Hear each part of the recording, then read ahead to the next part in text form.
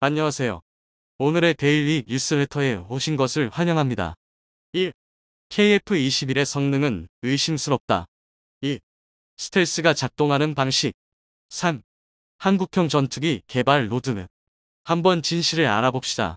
KF-21 복자형 CJ-452가 발작 버튼을 제대로 눌렀습니다.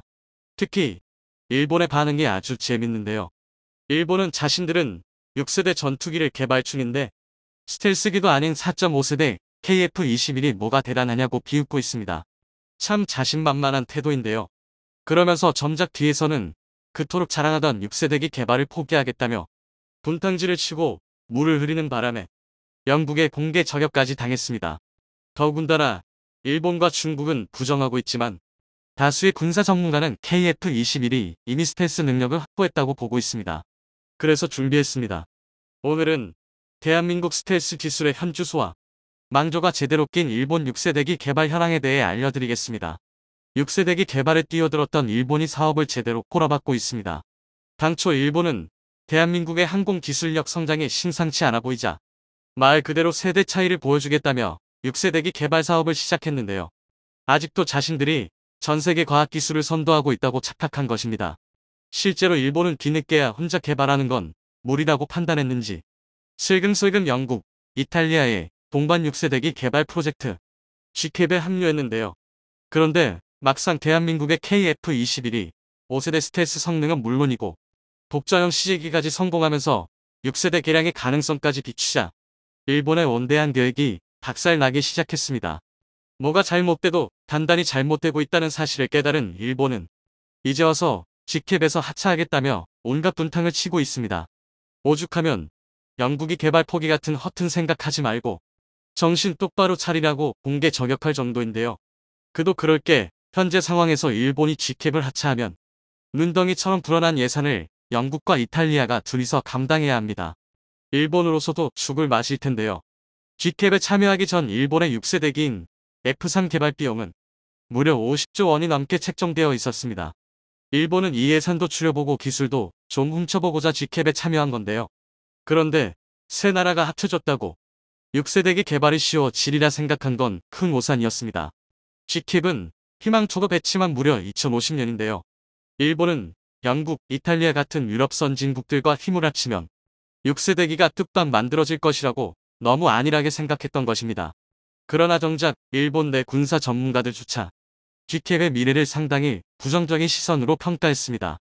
애초에 일본이 개발한 4세대, 4.5세대기 F2는 기껏해야 F-16의 카피폼 소리나 듣는 주제에 가격은 3배가 넘습니다. 또한 영국이 EU에서 함께 만든 유로파이터 타이푼은 생산 중단 위기가 있었을 만큼 많은 문제가 있었던 전투기인데요. 냉혹한 얘기지만 대한민국과 다르게 4세대, 4.5세대기도 제대로 만들어보지 못한 나라들이 머리를 맞대고 모여봐야 별다른 성과를 낼 수 없는 게 당연합니다. 반면 대한민국은 아무리 잘해도 5세대의 벽을 뛰어넘기는 힘들 것이라던 일각의 부정적인 시선을 비웃듯이 스텔스 기술에서 폭발적인 성장을 보이고 있습니다. 스텔스 기술이라는 건 결국 아주 간소화하면 레이더 전파를 수신기에 돌아가지 못하게 하는 것입니다. 레이더의 원리는 박쥐가 초음파로 어둠 속에서 사물의 위치를 파악하는 것과 같아서 전파의 송수신을 방해하면 속일 수 있기 때문인데요. 일례로 최초의 스텔스기인 F-117 나이트호크는 전파를 엉뚱한 방향으로 튕겨내기 위해 직선 형태의 희한한 외형을 갖게 되었습니다. 오죽하면 F-117에 담긴 최첨단 기술보다 다림이라는 별명이 더 기억에 남는데요. 하지만 스텔스 설계 컴퓨터 기술이 발달하면서 현대의 스텔스기는 곡선 형태를 유지하면서도 레이더를 수신기와 다른 방향으로 반사할 수 있게 되었습니다. 대표적으로 KF-21 또한 레이더 탐지되는 크기, 즉 아시즈에서과 시험을 이용해 스텔스 발현에 가장 최적화된 형상으로 제작되었습니다. 예를 들어 KF-21은 각 두 개의 수직 및 수평꼬리 날개 모두 접히탄 형상으로 설계하고 다이아몬드 모양의 주익은 아시즈 값을 낮추는 최적의 형태입니다. 또한 복스 모양의 공기 흡입구나 반 매립식 내부 무장창 등은 이미 80% 이상 스텔스 성능을 확보했다고 보여지는데요. 실제로 탐색 개발 당시 전투 효과 분석 결과 KF-21은 F-16 대비 4.1배, FA-18이 F 대비 1.2배의 공대공 임무 효과를 기록했고 F-16C 대비 1.3배의 공대지 임무 효과를 달성할 수 있다고 추정되었습니다. 이로 인해 우리 개발진들조차 KF-21을 보고 4.75세대, 4.9세대라고 부를 정도인데요. 그런데 여기서 중요한 건 스텔스라고 해서 레이더에서 완전히 사라지는 게 아니라는 것입니다. 그보다는 수십 평방미터의 전투기가 아니라 축구공이 하늘을 나는 것처럼 보이는 데에 더 가까운데요. 이것 자체가 레이더에서 보이지 않는 것이나 마찬가지이긴 하지만 이를 바꿔 말하면 레이더의 위치에 따라 아시즈도 달라진다는 뜻입니다. 전투기의 스텔스 영상은 정면에서 가장 작은 아시즈가 도출되도록 설계되었기 때문에 측면이나 후면은 레이더에서 포착하기 더 쉽습니다. 더군다나 적의 레이더가 어디에 숨어 있는지 장담할 수 없는 상황에서 단순히 형상만으로는 스텔스 성능을 보유했다고 말할 수 없는데요. 그렇기 때문에 진짜 스텔스 전투기는 형태뿐만 아니라 전파를 흡수하는 일종의 스텔스 페인트를 발라야 합니다. 일명 RAM이라는 보류인데요. RAM은 흑색 탄소 분말 또는 미세철 입자를 함유하고 있어서 레이더 전파를 흡수할 수 있습니다. 지금까지는 RAM이 전파를 흡수하는 거의 유일한 방법으로 여겨졌는데요. 그런데 다름 아닌 대한민국이 이상식의 지각 변동을 일으키고 있습니다. 바로 메타물질입니다. 대한민국은 2014년부터 메타물질 연구에 무려 900억 원에 육박하는 예산을 투자하고 있는데요. 그럴 만한 게 메타물질은 자연계에 존재하는 대부분의 파동을 흡수할 수 있습니다. 당연히 레이더 전파도 흡수할 수 있는데요. 이뿐만 아니라 기존에 사용하던 RAM보다 무려 4배나 넓은 레이더 주파수에 전부 대응할 수 있습니다. 공기 중의 모든 파동은 주파수에 따라 그 종류가 구분되는데요. 일례로 빛은 약 430-790Thz의 주파수입니다. 반면 레이더에 사용되는 전자파는 주로 140GHz의 비교적 낮은 주파수를 사용하는데요. RAM이 해당 주파수의 파동을 흡수한다면 메타물질은 그보다 훨씬 폭넓은 대역의 파동까지 흡수할 수 있는 것입니다. 실제로 대한민국 군사 분야의 메타물질 연구를 선도하고 있는 파동에너지극한 제연구단은 잠수함 내부에서 발생하는 소음이 밖으로 새어나가지 않도록 만드는 해저용 스텔스나 적외선 카메라를 속일 수 있는 보병용 스텔스 장비에도 적용이 가능하다고 설명하고 있습니다. 물론 아직 연구가 더 필요하긴 하지만 말 그대로 투명망토를 장병들에게 보급할 수도 있다는 건데요. 이게 절대 과장이 아닌 게 대한민국의 메타물질 기술은 이미 세계 최고 수준입니다. 관련 특허만 해도 국내에서만 무려 364건에 달하고 해외에서도 165건이나 취득했는데요. 이런 기술 수준을 잘 알고 있는 군사 관계자들, 전문가들이 사실상 KF-21이 이미 스텔스 성능을 확보했다고 주장하는 이유입니다. 그러나 많은 사람이 이런 사실을 모르고 이미 전세계 전투기 추세는 6세대기다라고 말씀하시는데요. 그러면서 KF-21이 시대에 너무 뒤떨어진 전투기라고 폄훼하기도 합니다. 그런데 사실 6세대기는 고사하고 정작 제대로 된 5세대 스텔스기를 개발한 나라는 전 세계에서 미국이 유일합니다. 러시아, 중국은 자신들도 5세대 스텔스기를 만들었다고 주장하지만 실상은 성능 논란에 휩싸인 이도 저도 아닌 물건일 뿐인데요.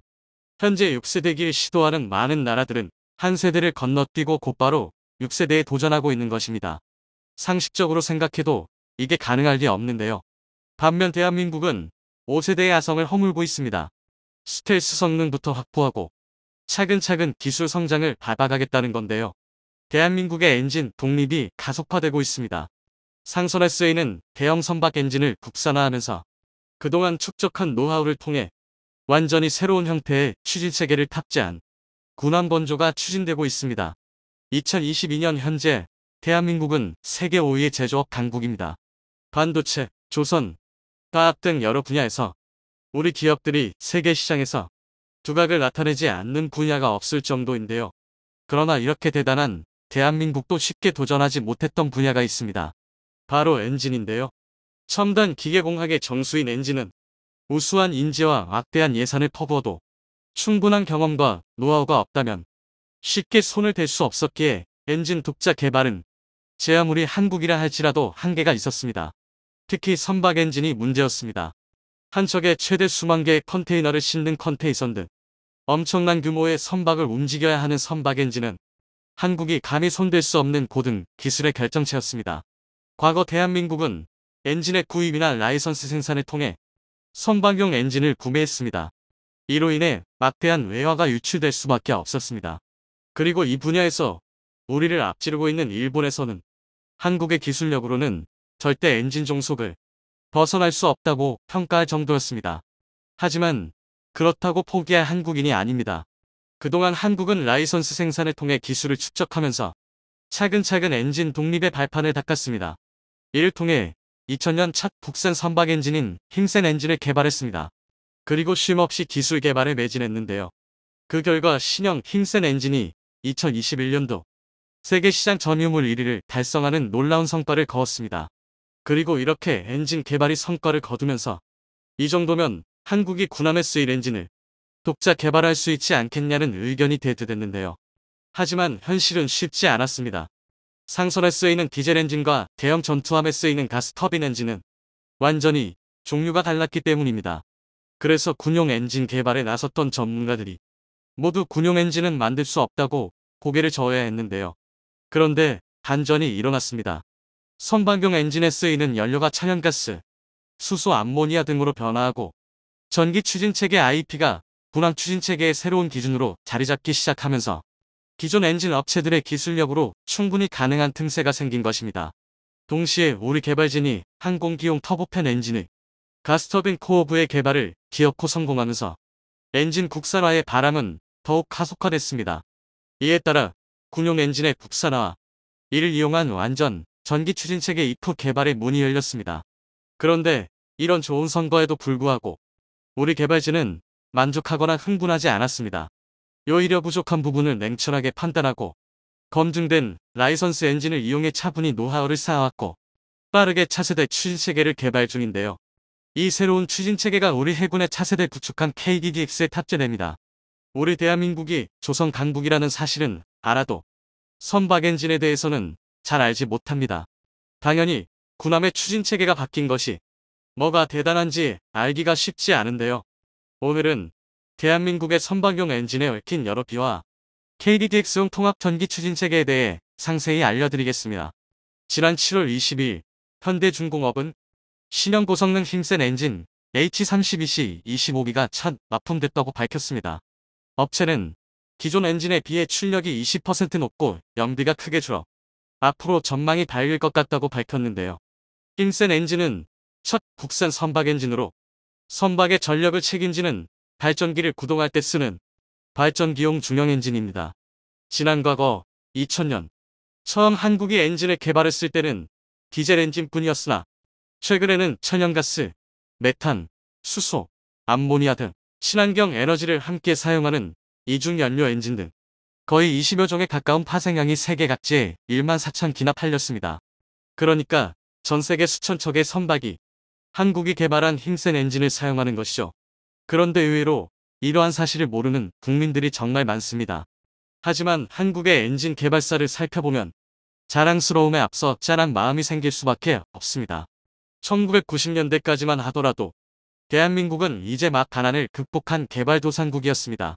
나름 산업을 육성했지만 선진국 문턱조차 닿지 못했습니다. 당연히 기술력도 변변찮았는데요. 그래서 당시 우리 조선 기업들은 배를 만들 때 선박 엔진을 해외에서 도입해야 했고 이로 인한 외화 손실과 기업 이익 감소가 정말 엄청났습니다. 이 때문에 라이선스 생산으로 비용을 줄이려는 시도를 했는데요. 하지만 막대한 기술료와 간섭에 많은 불편을 겪어야 했습니다. 심지어 엔진 개발사의 불화 때문에 기껏 성사된 계약이 파기되는 사태까지 일어났습니다. 결국 외국 기업들의 갑질에 폭발한 우리 기업들이 국산 엔진을 개발하기 시작했는데요. 이제 막 세계의 문제로 급부상하던 환경 이슈와 연료 효율 증대를 위해 여러 분야의 국내 연구진이 힘을 합쳤습니다. 목표는 개발자가 아니라 사용자의 편의에 중점을 둔 고강도 하이 터치 엔진의 개발이었습니다. 이를 위해 점검이 쉽고 간단한 개방적인 구조의 설계, 환경규제 강화를 염두에 둔 친환경 설계 등을 고려해 엔진을 만들었고 그것이 바로 힘센 엔진이 탄생한 배경이었습니다. 그리고 이렇게 힘센 엔진이 완성되자 국내 선박 엔진 기술이 빠르게 발전하기 시작했습니다. 그 결과 STX 엔진, HSD 엔진, 두산중공업 등이 두각을 나타내면서 세계 선박용 엔진 중 상당수가 한국에서 만들어지게 됐네요. 특히 중형 선박용 엔진은 한국이 거의 차지했다고 해도 과언이 아닙니다. 심지어 최근에는 LNG와 메탄올 등을 경유와 같이 쓸 수 있는 이중연료 엔진 시장을 선도하고 있습니다. 지난 2018년 최대 출력 36,000마력의 디젤 LNG 이중연료인 힘센 엔진 HO14DF를 개발하기도 했습니다. 게다가 요즘에는 수소와 암모니아 등을 이용해 탄소 배출과 황배출 등 여러 환경 규제에 걸리지 않으면서 성능은 더 우수한 신형 이중연료 엔진의 개발이 막바지입니다. 짧은 사이에 이렇게 관련 기술을 선도하는 것은 정말 대단하다고 밖에 표현이 안 되는데요.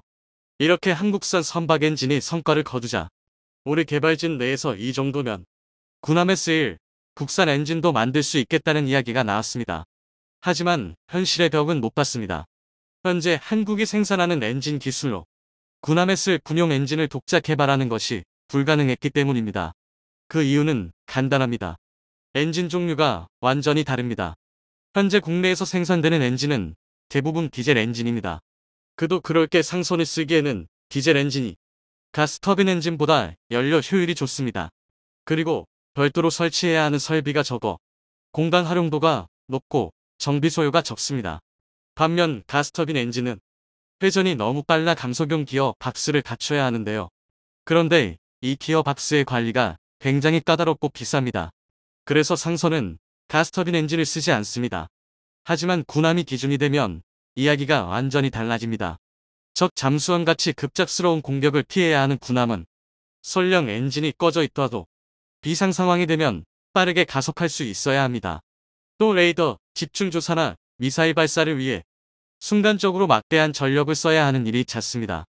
한마디로 효율이 낮아도 회전이 빨라 가속이 쉽고 순간적인 에너지 공급에 유리한 말 그대로 전투용 엔진이 필요하다는 것이죠. 그래서 원자력을 사용하지 않는 거의 대부분의 현대 군함은 100이면 100이 가스터빈 엔진을 메인 엔진으로 사용합니다.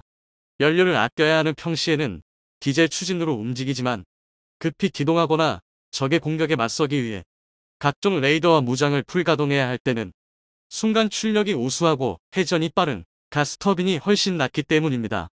심지어 일부 고성능 군함은 고속과 고출력을 위해 오로지 가스터빈만 사용하기도 하는데요. 그 이유는 디젤에서 가스터빈으로 전환하는 것도 상당한 시간이 걸리기 때문입니다. 가장 좋은 예시가 우리 해군의 자랑인 세종대왕급 이지스함입니다. 세종대왕급과 후속 시리즈인 정주대왕급은 호각 추진 방식을 사용합니다. 이 함선은 그냥 모든 엔진이 가스터빈이라고 봐도 무방할 정도입니다. 다만 평시에는 비용 절감을 위해 엔진 절반만 사용하다가 급할 때는 모든 가스터빈을 작동해 가속력과 전력 생산량을 높이는 것입니다. 이 덕에 놀랍게도 1만 톤이 넘는 이지스함의 순간 가속력이 참수리급 고속정보다 빠릅니다. 그래서 새롭게 건조된 신형 참수리는 가스터빈과 디젤을 같이 사용하는 코데그 추진 방식을 사용합니다. 그리고 이런 선박용 대형 가스터빈은 디젤 엔진보다 항공기용 제트 엔진과 구조가 유사합니다. 항공기용 터보팬 엔진의 구동을 담당하는 코어부가 가스터빈 엔진이기 때문인데요.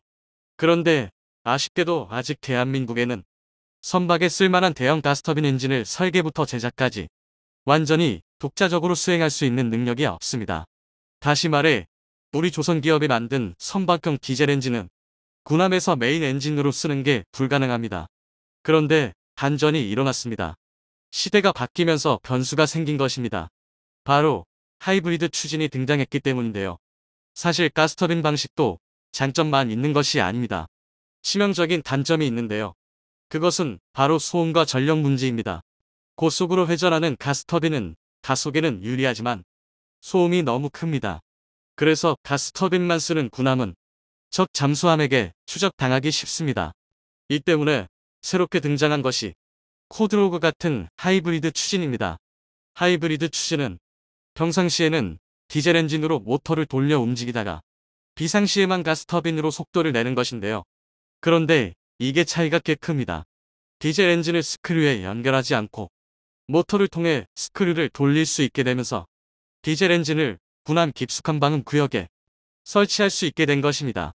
이렇게 하면 평상시에는 전기차처럼 조용하게 움직일 수 있는데요. 또 디젤 엔진의 높은 에너지 효율을 이용해 전기를 생산하는 것이 가능합니다. 이 덕에 현대 군함이 필요한 막대한 전력을 보충함과 동시에 더 적은 연료로도 더 먼 거리를 항해할 수 있습니다. 한마디로 항속거리가 늘어나면서 더 큰 출력이 필요한 고성능 레이더를 탑재할 수 있게 된 것입니다. 이는 그야말로 일석이조라 할 수 있는데요. 우리 해군의 대구급 호위함이 이 코드로그 방식을 사용합니다. 다만 고속주행을 위해 디젤에서 가스터빈으로 변환하는데 지연되는 시간이 좀 있습니다. 그래서 최근에는 가스터빈 엔진과 디젤을 동시에 사용해 변환 시간을 없앤 코드러그 방식으로 대체되고 있는데요. 영국의 24명 호위함이 대표적입니다.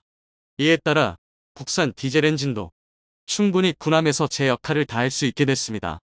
또 있습니다. 바로 국산 터보팬 엔진의 개발입니다. 현재 우리 연구진은 5,500파운드급 가스터빈 엔진을 개발하는 데 성공했습니다.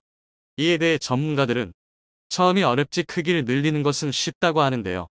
게다가 튼튼한 기반도 있습니다. 바로 하나 에어로스페이스인데요. 전투기 엔진을 라이선스 생산하는 것으로 유명한 한화 에어로스페이스는 사실 우리 군함에 쓰이는 미국지사의 LM2500 가스터빈 엔진도 라이선스 생산합니다. 그것도 한두 해가 아니라 수십 년 동안 꾸준히 생산했는데요. 그러므로 터보팬 엔진 기술을 이용해 선박용 고성능 가스 터빈 엔진을 만들 기반은 충분히 갖춰져 있다는 것이죠. 하지만 일각에선 이게 무슨 소용이냐는 이야기도 있습니다. 당장 중국이 대만을 친다는 이야기가 돌아 지금이라도 전쟁이 날 판에 10년, 20년 뒤 나올 가스터빈 엔진이 무슨 소용이냐는 것입니다. 그런데 걱정하실 필요가 없습니다. 우리 연구진과 군 역시 이 문제를 알고 대비했기 때문입니다. 바로 통합전기 추진체계 EPEB을 적용한 차세대 구축함 KDDX가 있기 때문인데요. 통합전기 추진체계는 군함의 메인 엔진인 가스터빈까지 모터를 돌리는 발전용으로만 쓰고 오직 전기 추진으로만 배를 움직이는 시스템입니다. 이를 통해 고속에서도 저소음을 달성하고 전력 생산량을 높이는 것이 가능해집니다. 또 회전수 조절을 위해 기어 박스를 설치할 필요가 없어 정비 소요가 크게 줄었고 기관실에 필요한 인력이 크게 줄었는데요. 그리고 결정적으로 이 통합전기 추진체계는 지금 당장 대한민국이 만들 수 있습니다. 핵심인 LM2500 가스터빈이 라이선스 생산이라 기술료가 좀 들기는 하지만 국산 디젤 발전기, 국산 전기 모터와 함께 모든 체계를 국내 생산이 가능한데요. 만약 여기에 더해 더 높은 효율과 친환경성을 가진 수소 암모니아 디젤 발전기가 완성된다면 KDDX의 EPEB은 세계 군함의 표준이 될 수도 있습니다. 그리고 KDDX는 내년까지 여러 설계를 마무리 짓고 내후년인 2024년부터 건조가 시작될 예정입니다. 이 정도면 사실상 완성도를 높이고 있을 뿐 언제든 그리고 얼마든 만들 수 있다는 이야기입니다. 우리 대한민국은 도난과 역경을 딛고 한국의 선박 엔진과 미래 군함 추진 체계를 독자적으로 개발하고 있습니다. 곧 건조될 KDDX가 단 하나의 결함도 없이 완성돼서 KF-21 시제기에 붙어있던 인도네시아의 국기가 마침내 사라진 것입니다. 요 근래 한국 방산의 빛나는 성과를 관계자들이 자축하는 자리에 전시되어 있던 KF-21 시제 5호기의 사진이 유출됐는데 다른 시제기들은 있니 국기가 붙어있는 자리에 5호기는 그냥 흰 페인트만 칠해져 있었는데요. 국내에서는 눈에 가시 같던 인니 국기가 떨어져서 비로소 KF-21의 디자인이 완성되었다며 기뻐하는 반응이 터져나오고 있는데요. 반면 인도네시아에서는 그동안 한국을 상대로 간만 보던 자신들의 행적은 잊어버리고 한국이 뒤통수를 쳤다며 발작을 하고 있다고 합니다. 얼마 전까지만 해도 인니와 분납금 스케줄을 조정하는 등 양국의 사업은 어떻게든 제자리를 찾아가는 듯 보였는데 어떤 상황에 변화가 있었던 것일까요? 인니 국기가 없는 KF-21의 사진이 유출된 행사의 정체는 최근 경남 사천 카이 조립 공장 현장에서 열린 방산수출 전략회의였습니다. 올해 한국이 방산수출에서 발목할 만한 성과를 올린 만큼 이 기회를 살려 국내 방위 산업을 국가 전략 산업으로 육성하기 위한 로드맵을 만드는 자리였는데요. 이를 위해 정부와 방산업체 그리고 군의 핵심 인물들이 한자리에 모였습니다. 이들은 이 자리에서 수출을 통해서 방위 산업의 규모와 입지를 늘리고 대기업과 중소기업의 힘을 합쳐 국산화에 힘쓸 것을 다짐했습니다. 그리고 한 국가의 최첨단 기술이 응축되어 있다고 해도 과언이 아닌 방산 분야에서 무에서 유를 창출하는 성과를 낸 것을 자축했죠. 하지만 사람들의 이목을 끈 것은 따로 있었습니다. 이러한 이야기를 나누던 단상의 뒤에 당당하게 전시되어 있던 KF-21의 CJ-5호기가 그 주인공이었는데요. CJ-1호기가 처음 공개되었을 때부터 옥 국민들이 자랑스러움과 감동에 빠지는 것을 꾸준히 방해해왔던 그 작은 오점 하나가 보이지 않았던 것입니다. 조종석 바로 밑에 태극기와 함께 붙어있는 것이 늘 내키지 않았던 바로 그것. 인도네시아의 국기가 없었습니다. 다른 시제기라면 인니의 국기가 있었을 자리엔 흰색 페인트만이 덧발라져 있었으나 이 자리에서는 인니의 국기가 사라진 이유에 대해 어떠한 입장도 공개되지 않았지만 그 모습을 본 것 하나만으로도 정말 많은 사람들이 쾌재를 불렀습니다. 그동안 인니가 KF-21로 얼마나 속을 썩였는지 알 수 있는 방증이었죠. 기존에 공개된 시제기 영상 목록에 비춰봤을 때 수직 꼬리 날개에 위장 도색이 적용되어 있었기 때문에 이곳에 있었던 시제기는 5호기임이 거의 확실한데요. 만약 인니가 분납금을 전부 내고 시제기를 받아가게 된다면 그때 인니에 인도될 분량이 바로 이 시제 5호기였기 때문에 더더욱 속이 시원한 장면이었습니다. 인니는 한국의 갑작스런 태세 전환에 적잖이 당황했는데요. 그도 그럴 게 한국에서 이 방산 수출 전략회의가 진행되던 바로 그 시간에 캄보디아에서는 국방장관끼리 훈훈한 담화를 나누고 있었기 때문입니다. 이날 캄보디아 시엠 레아프에서는 제9차 아세안 확대 국방장관회의가 열려 아세안 소속 국가들의 국방장관들이 한데 모여 회담을 가졌습니다. 여기서 한국은 인도네시아의 방위산업 협력이 양국 관계의 핵심임을 강조했는데요. 연합훈련 참여, 대테러 협력, KF-21 개발 사업 등에서 더 긴밀히 협력할 것을 주문했습니다. 인도네시아 국방장관 프라보어 수비안토 역시 인도네시아는 한국과의 국방 방산 협력을 전적으로 지지하며 KF-21 전투기 사업도 양국 정상회담에서 확인한 것처럼 차질 없이 추진해 나갈 것이라고 화답했습니다.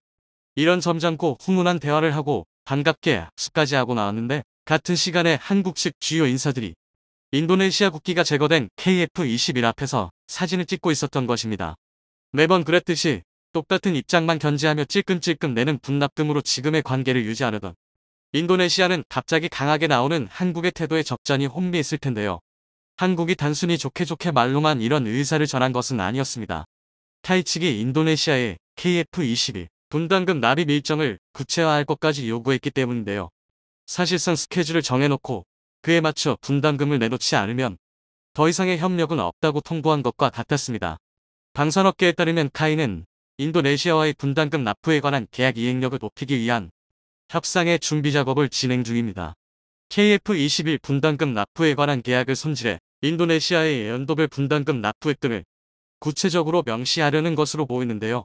업계 관계자는 방위사업청이 지난해 11월 실무 협상으로 인도네시아 정부의 분담금 총액을 1조 6천억여 원으로 확정했고 이를 앞으로 언제 얼마씩 이행할지 등을 계약 내용에 구체적으로 담는 방향으로 카이가 후속 협의를 준비 중인 것으로 안다고 전했습니다.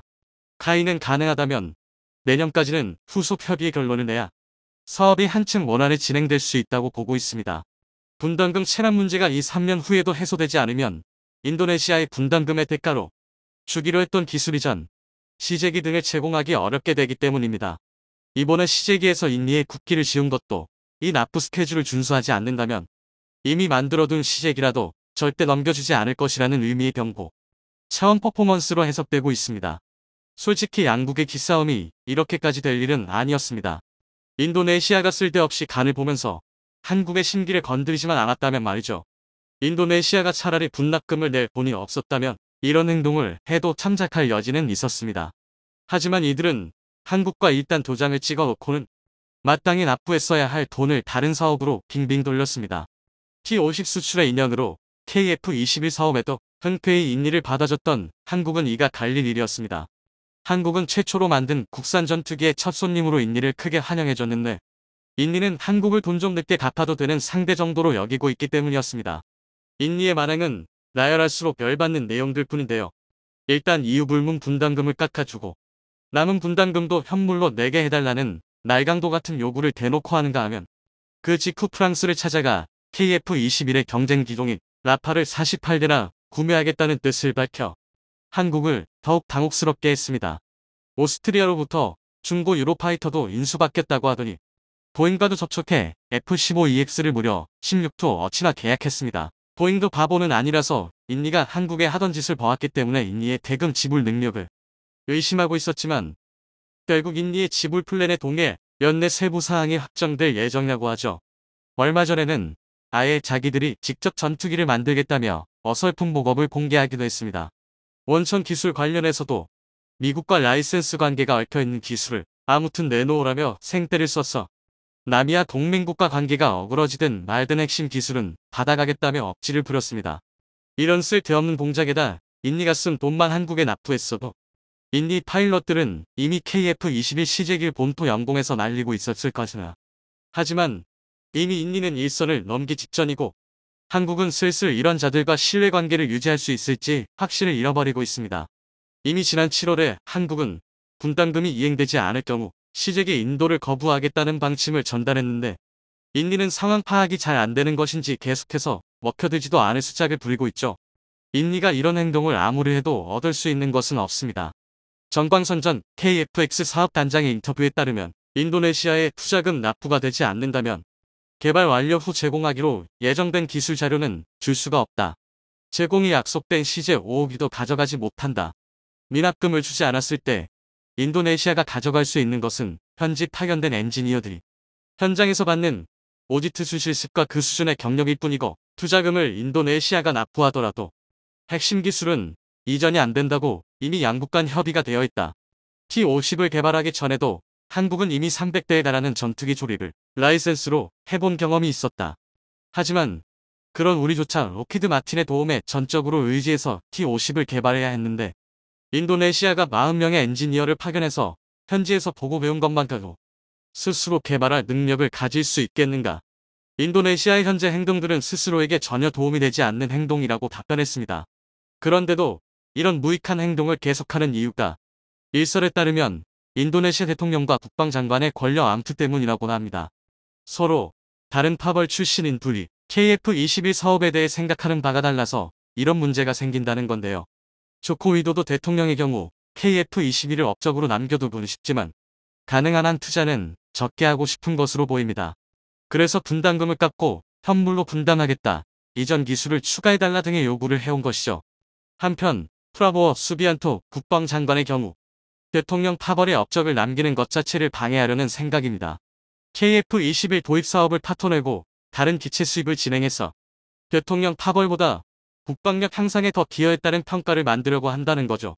사실 이들의 권력 암투가 어찌되든 간에 한국이 그 피해를 뒤집어 써줄 이유는 전혀 없습니다. 한동안 한국은 이런 불량한 손님이라도 안고 가려는 안행을 펼치려 했지만 이제 더는 참아줄 수 없게 된 것으로 보이는데요. 그 결과가 이번에 유출된 사진대로 멀쩡히 있던 국기가 파여나간 것입니다. 인니가 이 이상 강짜를 부린다면 시제기는커녕 한국판만 축내던 기술자 몇 명 말고는 얻을 것이 없습니다. 그렇게 되면 어깨 너머로도 기술은 못 배워간 이들을 데리고 그 어설픈 목업 전투기나 다시 만져야 할 것입니다. 어차피 한국은 잃을 것이 없으니 팔짱이나 끼고 어디 얼마나 애쓰는지 구경이나 하면 되는 일입니다.